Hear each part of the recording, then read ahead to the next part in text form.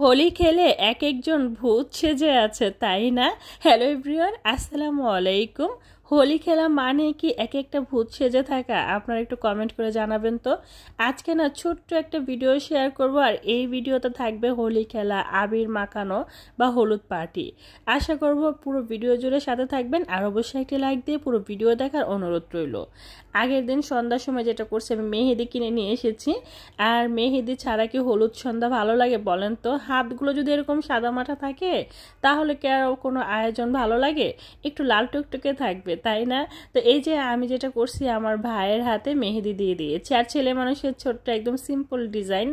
আসলে আমি খুব বেশি একটা দক্ষ না মেহেদি দেওয়ার ব্যাপারে, একদমই আনাড়ি। তবে যেমনটা পারি তেমনটাই দেওয়ার চেষ্টা করি। আমার ভাইয়ের হাতে দেওয়ার পর মামার হাতে দিছি, তারপরে বাকি যারা ছিল তাদের হাতেও দিয়েছিলাম। তো এইভাবে করতে করতে সবার হাতে দিয়ে লাস্ট রাত 2টা বাজে আমার হাতে দিয়েছি। চিন্তা করেন কি একটা অবস্থা। তো এই যে আমি আমার হাতে মেহেদি দিয়ে দিলাম, আর দেখেন না ডিজাইনটা কেমন হয়েছে। আমি ভাই আগেই বলছি একদমই আনারি মেহেদি দেওয়ার ব্যাপারে, তবে যেমনটা পারে যেমনটা দিয়েছি সবাইকে দেখানো যায়, ব্যাপারটা হয়েছে এরকম। যাই হোক, সকাল সকাল ঘুম থেকে উঠে আমরা চলে এসেছি হোলি খেলার জন্য, মানে আবির মাখার জন্য। এসে দেখি সবকিছু সুন্দর করে রেডি করা হচ্ছে, আর এই যে হলুদের যে প্রিপারেশনগুলো চলতেছে, আর চারিপাশে সবাই মিলে বসে বসে গীত গাইতেছে। তো চলেন তো আপনাদের সাথে ছোট্ট করে একটু গীত গাওয়া শেয়ার করি।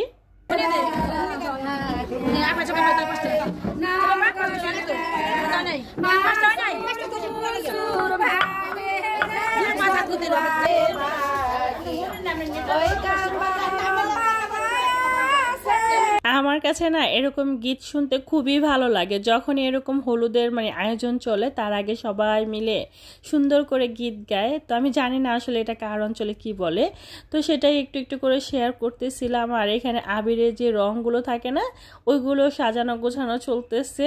তো সব কিছু সুন্দর করে গোছানোর প্রিপারেশন চলতেছে আর কি, আর আমি একটু একটু করে শ্যুট করতেছি। অন্যদিক দিয়ে হলুদ সন্ধ্যার যে আয়োজনের জন্য স্টেজ সাজানো হচ্ছে, তো সেটাও একটু শেয়ার করতেছি। আর এই তো দেখেন কি সুন্দর সুন্দর ফুল ডেকোরেট করার জন্য নিয়ে এসেছে। সেই সাথে যা যা লাগবে সব কিছু নিয়ে ওরা যেটা করতেছে স্টেজ সাজাচ্ছে। আসলে অনুষ্ঠানটা হবে সন্ধ্যায়, তো ওই জন্য আর কি স্টেজ সাজানো এখন থেকে শুরু করে দিয়েছে। এখন মূলত আমরা রং খেলবো বা আবির খেলবো এই জন্য।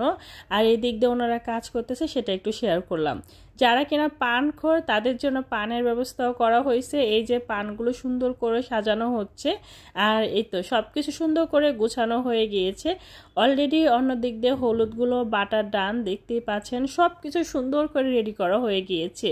আর এই তো এই স্টেজটা দেখেন সাজানোর পর কতটা সুন্দর দেখা যাচ্ছে না? এখনও অনেক কাজ বাকি আছে। ফাইনাল লুক তো আপনারা সন্ধ্যার পার্টিতে দেখতে পারবেন। তো যাই হোক, ওই ভিডিওটা দেখার জন্য সবাই ওয়েট করবেন, নেক্সট যে ভিডিওটা আসতেছে। তো এখন যেটা করবে, আমরা মানে হলুদ দিয়ে দিব। এই যে এদের দুজনের মুসলমানি হয়েছিল, তো এদের দুজনের মূলত আজকে অনুষ্ঠান, তো এদের উপলক্ষে আমরা আসছি।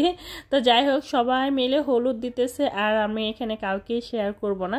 শুধুমাত্র এই যে ছোট ছোট বাচ্চা বা ছেলে মানুষ বা হচ্ছে যে আয়োজনগুলো চলতেছে ওইগুলোই শেয়ার করব। কারণ এখানে মানে সবাই যেহেতু হিজাব করি, তো ওই জন্য আর কি কাউকে দেখাচ্ছি না। যাই হোক, আমি একটু একটু করে দুজনকে হলুদ দিয়ে দিলাম। আর এই ছোট্ট বুড়াটা আছে না, বলে কি হলুদ দিলে নাকি কালো হয়ে যাবে। চিন্তা করেন কতটা পাকনা বুড়া, তবে খুবই কিউট মাশাল্লাহ। তারপরে এই যে আমরা এক একজন একদম হোলি খেলে রং দিয়ে মানে ভূত সেজে গিয়েছি।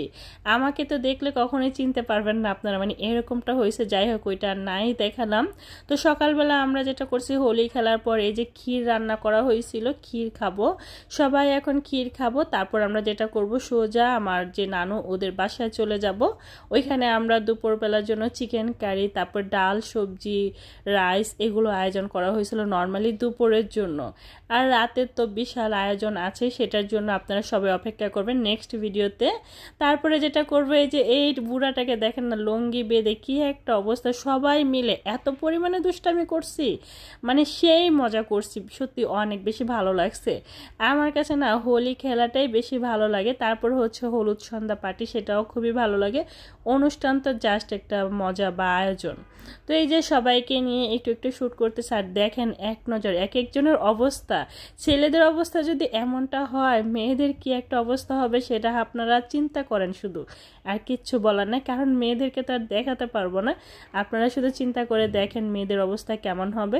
তো আজকে এই পর্যন্তই, সবাই ভালো থাকবেন, আল্লাহ হাফেজ।